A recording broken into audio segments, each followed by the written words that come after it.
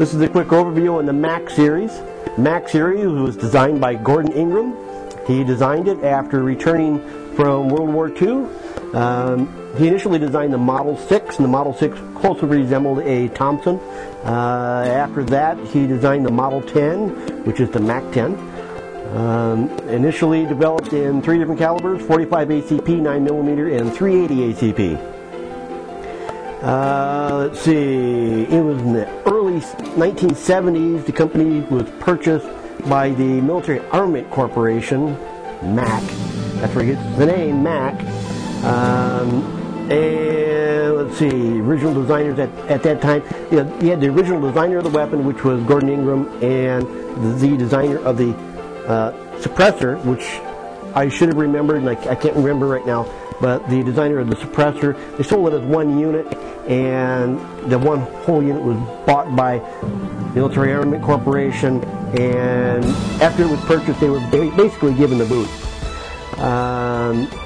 Let's see, this version right here, which is well, this is actually a Cobra, but this is an M11-9. Now, you have to remember that there's a MAC10, a MAC11, and an M11-9. Now, the MAC10 came in 2 different calibers, the 45 ACP and 9mm, so it would be MAC10/9 or MAC10/45. A MAC11 is actually the 380, and that's a smoking little one. That's 1600 RPM on that one, rounds per minute. Really fast. So you have to keep in mind that the MAC10, MAC11 are not the same weapon. They're different calibers, and the M11-9 is not the same thing as a MAC11. Different calibers, completely different, because the M11-9, which is 9mm, it's 1 inch. Right here, it's 1 inch. And on the MAC series, it's 1.5 inch. So the M11s are a lot more narrow. They're also about 2 inches longer. Let's see, what other differences? Well, I can't really show you on this model because this has been modified. Normally, on the M11-9, it has a different charging handle. Normally, it's a really small little disc, and it's really hard to get your whole hand on. I swapped mine out for an aftermarket unit, and I also swapped out the magazine release. The magazine release on mine was plastic, and it was basically junk. It actually broke, which is why I call it junk. And that's a very important part of the weapon. So if you don't have a good magazine release, and this is a steel unit, and it's a complete direct swap. And this right here, you can see it was a pre-band because it's got a threaded muzzle. Let's see, what other differences? The differences between the MAC10-9 and the M11 were thinner gauge steel, and it had nothing to do with strength. It had more to do with less weight, different cocking knob, as I stated. The bolt is smaller, and the firing pin was pinned in place on the M11. The bolt is completely different, really. Let's see, and I told you about the 1 inch square tube compared to the 1.5 inch square tube, and about 2 inches shorter. The deal with the trigger pull is bolt pull on these things is between 20 to 25 pounds, and if you have like a knob like this is more like the actual MAC series. You can actually get your finger on that, and it's a lot easier to charge, but that's like a 20-25 pound pull. These weapons have a long history as far as manufacturers. Of course, you had the original manufacturer, Gordon Ingram, Powder Springs, and then you had the MAC.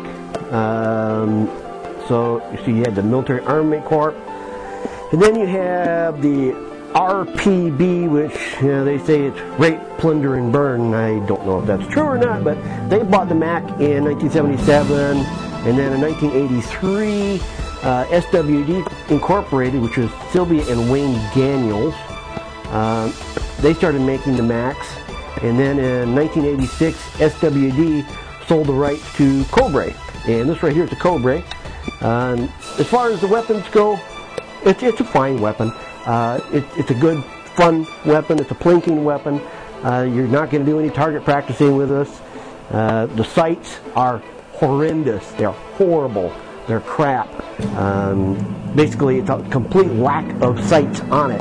It's got a little piece of bent metal in the front, and it's got really nothing in the back. That little thing it's got in the back, it really can't even be considered a sight. This is a point weapon. It's not much better than that. You got to worry about one thing with these. You cannot put on one of those threaded front grips. Those really cool grips to keep your fingers out of the muzzle. Well, you can't put one on one of these without getting the AOW, which is any other weapon. You have to get the AOW tax stamp, which is about $200. And if you don't do that, you're in violation. It's NFA violations. It's a bad one. You don't want to get caught with putting the front grip on this, because put a front grip, any other weapon. I don't make the rules. It's not a bad one for weight. On the MAC10 9, they use steel mags. On the Cobra or M11 9, they use either the Zytel, which is a plastic, or steel. I only have the plastic mags. There is a Sten mag conversion for these, which replaces the whole grip, which means you basically are grinding off the original grip and welding on a new grip. I didn't feel the need to do that. Now, you can get complete uppers for these. You can get them in 22 caliber as well as other calibers. You can also get a side cocker version, which puts the charging handle on the side. Those are kind of cool, actually, because the charging handle does get in the way of the sights. They have them with rails on the top, so you can put optics on them. With optics, they're a really good weapon.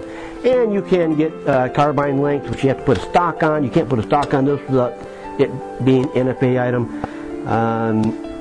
Let's see, what else is there about them? I've never really had any jams with it. It seems to feed just about anything I want to put in it.